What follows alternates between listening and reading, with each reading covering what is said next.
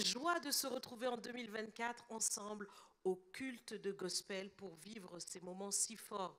Alors, nous sommes bénis pour cette année avec ce thème que vous avez donc bien entendu et qui a été pleinement annoncé, proclamé par le pasteur David, année de la puissance, année de la gloire de Dieu, année de la prospérité. Amen. N'est-ce pas merveilleux ce que le Seigneur nous propose cette année? À ce que j'entends, j'ai besoin de vous exhorter sur la foi. Et oui, parce que forcément, un thème aussi puissant signifie que c'est une parole que le Seigneur nous a donnée qui annonce d'ores et déjà le programme de cette année. Ça veut dire que cette année, Dieu te donne la puissance. Ça veut dire que cette année, Dieu va manifester sa gloire dans ta vie. Et ça veut dire que aussi, eh bien, tu vas prospérer. Et c'est tout ce que ça te fait. C'est tout l'effet que ça te fait. Mais tu devrais sauter au plafond, crier de joie, dire merci Seigneur pour un tel programme. Je le répète, je sens que j'ai besoin de vous exhorter sur la foi. Merci Seigneur. Et oui, c'est essentiel. Le croyant doit se positionner. La Bible nous dit dans... Est-ce qu'on peut arranger ce micro, s'il vous plaît? Il y a un crachotement qui me dérange.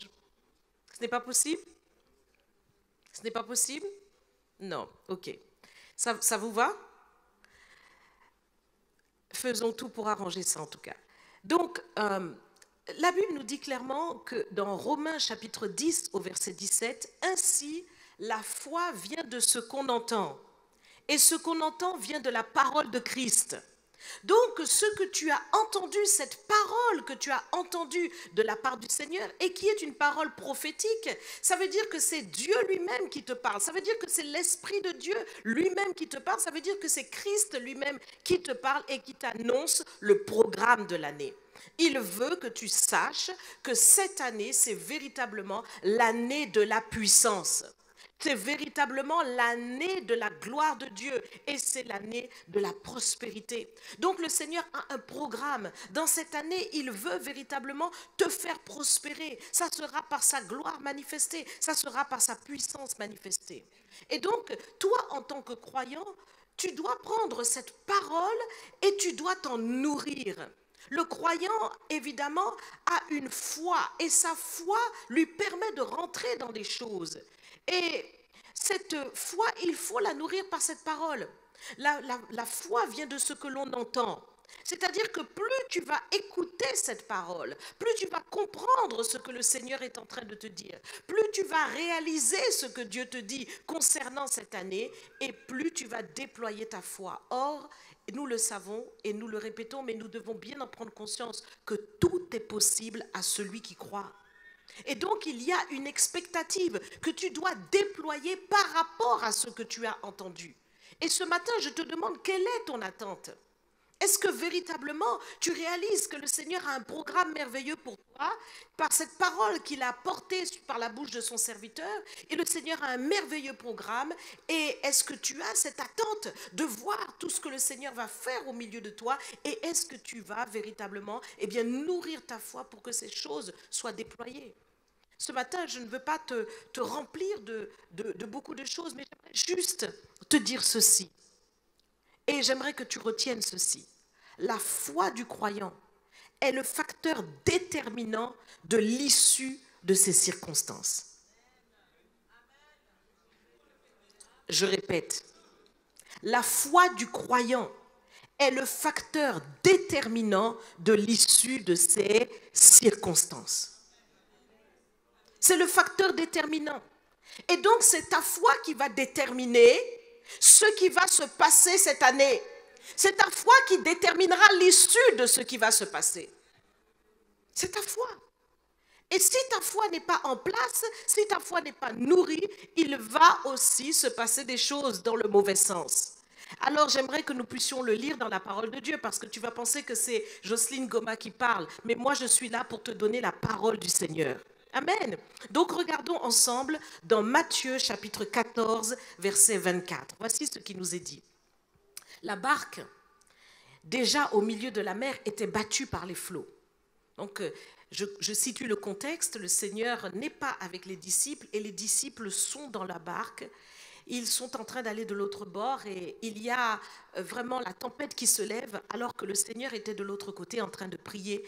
Et donc les veilles de la nuit s'avancent et pendant ce temps, donc, Jésus, lui, était en train de prier. Donc je continue la lecture. La barque déjà au milieu de la mer était battue par les flots, car le vent était contraire. À la 4e veille de la nuit, Jésus alla vers eux, marchant sur la mer.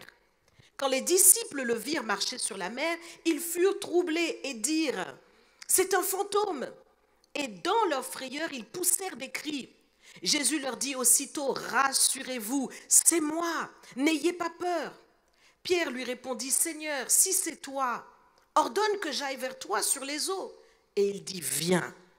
Pierre sortit de la barque et marcha sur les eaux pour aller vers Jésus. Mais voyant que le vent était fort, il eut peur. Et comme il commençait à enfoncer, il s'écria « Seigneur, sauve-moi !» Aussitôt Jésus étendit la main, le saisit et lui dit « Homme de peu de foi, pourquoi as-tu douté ?» Voilà donc le passage sur lequel nous allons vraiment prendre conscience de l'importance de notre foi. Je répète, la foi est le facteur déterminant de l'issue de nos circonstances. Et donc, c'est très important pour nous croyants d'avoir une foi bien positionnée, d'avoir une foi ferme, selon ce qui nous est dit dans Hébreu 11, verset 1, la foi est une ferme assurance des choses que l'on espère et une démonstration de celles qu'on ne voit pas. Assure-toi tout au long de cette année que ta foi est vraiment cela. La barque est déjà au milieu de la mer, elle est battue par les flots. Et cela peut représenter la vie de chacun d'entre nous, où il y a des vents contraires. Est-ce que quelqu'un connaît des vents contraires dans sa propre vie? De toutes sortes de vents contraires. De toutes sortes de vents contraires. Ça peut être sur le plan du travail, ça peut être sur le plan familial, ça peut être sur le plan financier, ça peut être sur le plan de la santé, ça peut être de toutes sortes de vents contraires dans les relations avec vos amis, avec vos connaissances, quel que soit. Il y a parfois des vents contraires où les choses ne tournent pas comme on aurait souhaité qu'elles tournent. Les choses peuvent être difficiles, on peut sentir une opposition, on peut sentir que c'est difficile. Et quand le Seigneur donne une prophétie, bien souvent, il donne une parole qui concerne en fait un temps difficile. Dieu place sa parole pour pouvoir nous projeter dans sa volonté afin que nous ne puissions pas être soumis aux circonstances terrestres, mais rentrer dans cette dimension puissante du royaume de Dieu où tout est possible à celui qui croit. Le Seigneur donne une parole. Il donne une parole pour que tu saches que malgré les situations difficiles que tu peux traverser, il y a toujours une solution là-haut. Dieu n'est pas à court. Là-haut, il y a la provision. Là-haut, il y a la solution. Et le Seigneur te permettra de traverser les temps difficiles par sa puissance. Donc quand le Seigneur nous dit « année de la puissance », c'est pour pourvoir à notre faiblesse. Lorsque le Seigneur nous dit « année de la gloire de Dieu », c'est pour nous sortir de la médiocrité. Lorsque le Seigneur nous dit année de la prospérité, c'est pour nous sortir de toute forme d'insuffisance. Le Seigneur le sait. Et donc, dans cette situation, au milieu de cette contrariété où les disciples étaient véritablement troublés, ils étaient troublés, il nous est dit, eh bien là, Jésus apparaît. Le Seigneur vient dans toute sa puissance. Il marche sur les eaux, il domine les éléments, il renverse en fait les lois qu'il a lui-même établies pour faire en sorte qu'il marche sur les eaux en pleine tempête. Est-ce que tu peux comprendre que dans ta situation, quel que soit ce que tu traverseras en 2024, Jésus domine. Il domine et il n'est pas surpris. Jésus domine la situation et il avance. Il leur dit, rassurez-vous, c'est moi. Dans ta situation, quel que soit ce que tu vas traverser en 2024, tu dois être positionné dans cette parole-là. Rassure-toi, le Seigneur est là. Tu n'as pas à avoir peur. Il leur dit, n'ayez pas peur, je suis là. Et le Seigneur nous le dit, je serai avec vous jusqu'à la fin du monde. Donc nous n'avons rien à craindre. Jésus est vraiment là. Mais nous, est-ce que nous sommes là? C'est là la grande question. Les disciples se sont effrayés en voyant le Seigneur, mais Pierre a eu une autre attitude. Il a voulu expérimenter cette proximité avec le Seigneur et dit, si vraiment c'est toi, alors fais que je vienne. ordonne que je vienne. Et il a marché sur les eaux. Voyez, donc lorsque vous faites confiance au Seigneur, lorsque vous vous positionnez dans la foi, vous pouvez expérimenter le tout est possible, vous pouvez véritablement rentrer dans une dimension où vous dominez dans des circonstances totalement contraires.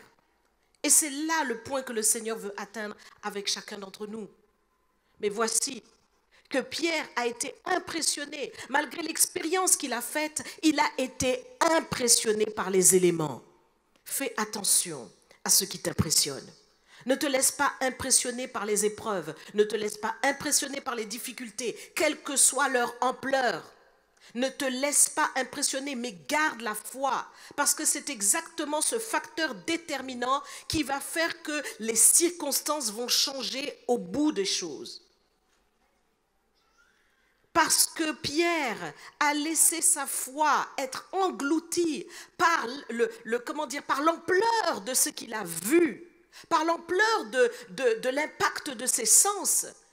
Sa foi a perdu en fait toute consistance et il s'est retrouvé en fait soumis aux éléments. Toi aussi, tu peux retomber dans la dimension terrestre, dans la dimension de toute personne qui n'a pas la foi, parce que tu es soumis à cette loi terrestre, soumis aux circonstances, soumis à toutes les épreuves de la terre, et tu risques de ne pas expérimenter la puissance de ton Dieu, la gloire de ton Dieu, la prospérité, parce que justement tu vas être plus impressionné par ce qui t'entoure plutôt que par ce que Dieu est. Il enfonçait.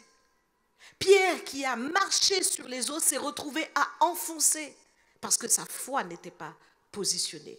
Homme de peu de foi, lui dit le Seigneur. Donc, ce matin, dis au Seigneur, ce n'est pas moi. Ce n'est pas moi. Tu ne pourras pas dire, Seigneur, que je suis de peu de foi. Non, non, non, non, non, non, non, Seigneur. Ce n'est pas moi. Ah, je veux vivre cette année. Est-ce que tu veux la vivre? Est-ce que tu veux vivre la prospérité du Seigneur? Est-ce que tu veux vivre la gloire de Dieu? Est-ce que tu veux rentrer dans la puissance? Seigneur, alors tu ne pourras pas dire que je suis de peu de foi. Seigneur, là je te donne la foi pleine et entière. Pleine et entière. Donne pleinement la foi au Seigneur. Veille tout au long de cette semaine, positionne ta foi non pas pour une semaine, mais pour toute l'année. Positionne ta foi, tu vas vraiment prier, tu vas véritablement prier pour ça. Il faut positionner ta foi parce que tout part de là. Nous voulons la puissance, nous voulons la gloire de Dieu, nous voulons la prospérité, mais tout part de ta foi. Parce que la foi est le facteur déterminant qui détermine en fait l'issue de tes circonstances. Pierre, parce que sa foi a faibli, s'est retrouvé à enfoncer. Mais au moment où sa foi était positionnée, il a dominé les éléments. Si tu veux dominer les éléments et expérimenter la puissance de Dieu, il te faut une foi ferme. Alors nous allons régler ce problème. Amen. Nous allons le régler. Il faut véritablement faire ce travail-là. Tu vas le positionner pour toute l'année. Non, non, non, tu n'es plus impressionné par ce que les gens disent. Tu n'es plus impressionné par ce que tu vois. Tu n'es plus impressionné par le raisonnement de la logique. Tu n'es plus impressionné par toutes les peurs ancestrales, par les peurs traditionnelles, par les peurs humaines. Tu n'es plus impressionné par cela. Et la Bible est truffée d'exemples d'hommes et de femmes qui ont expérimenté la toute-puissance de Dieu, qui ont passé, si je puis dire, au-dessus des réalités terrestres par un positionnement de foi excellent. Et c'est ce qu'il te faut. Je sais que beaucoup de choses se passent. L'ennemi s'agite, mais nous sommes plus que vainqueurs. Nous avons véritablement un trésor au-dedans de nous qui nous donne véritablement la domination sur toutes ces choses. Et maintenant, tu vas rentrer dans une dimension où même pas peur. Tu vas rentrer dans une dimension où tu diras, Satan, c'est tout ce que tu avais trouvé? Tu ne peux pas contourner ma foi. Satan, c'est tout ce que tu as essayé, mais tu ne pourras pas aller plus loin parce que le bouclier de la foi est en place. La cuirasse de la foi est en place. Tu ne peux pas la contourner, tu ne pourras pas passer. Amen. c'est ton positionnement de cette année et c'est comme ça que tu vas expérimenter pleinement tout ce que le Seigneur nous a promis. Est-ce que tu es prêt à vivre cette année de prospérité que le Seigneur va te donner? Amen. Est-ce que tu es prêt? Ah!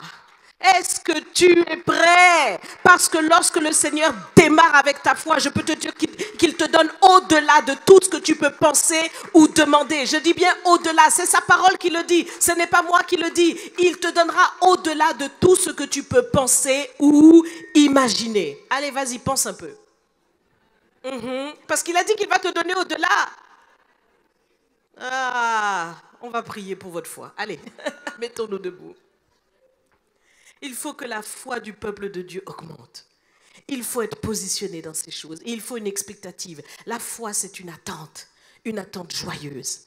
Alors, répète ces quelques paroles après moi. Seigneur Jésus, j'ai entendu ta parole. Et désormais, je veux nourrir ma foi. Je comprends qu'elle est un facteur déterminant de l'issue de mes circonstances. Je comprends qu'elle est un facteur déterminant de l'issue des circonstances tout autour de moi. Tu veux utiliser ma foi pour moi-même, mais pour tous ceux qui m'entourent. C'est pourquoi, aujourd'hui, je présente devant toi ma très sainte foi, celle que tu m'as donnée depuis avant la fondation du monde.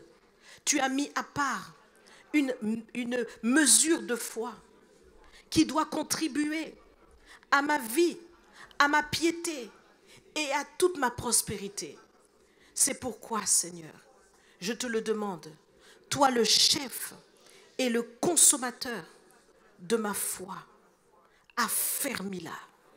Rends-moi inébranlable dans la foi, afin que désormais, je ne sois plus impacté par mes raisonnements, ni par mes sens, ni par mes réflexions, mais que désormais, Seigneur, la seule chose qui me motive, c'est ta parole.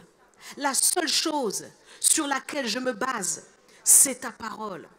J'accepte pleinement d'être dans cette dimension-là où ta parole est ma seule référence.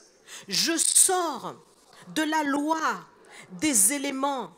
Je sors de la dimension des lois terrestres et je rentre dans la dimension de cette foi où tout est possible. Seigneur, je l'accepte. C'est ma vie de croyant. Elle détermine mon identité. Et c'est pourquoi maintenant, je me positionne ainsi. Plus rien ni personne ne peut ébranler ma foi. Désormais, je compte sur toi. Désormais, je te fais pleinement confiance. C'est un jeu d'enfant pour moi. Maintenant, j'accepte cette dimension de foi. Je te dis merci, Seigneur. Je lâche prise et je te fais confiance. Garde-moi dans la prière tout au long de cette semaine afin que ces choses soient effectives dès maintenant. Au nom puissant de Jésus. Amen. Si tu le crois, acclame le Seigneur.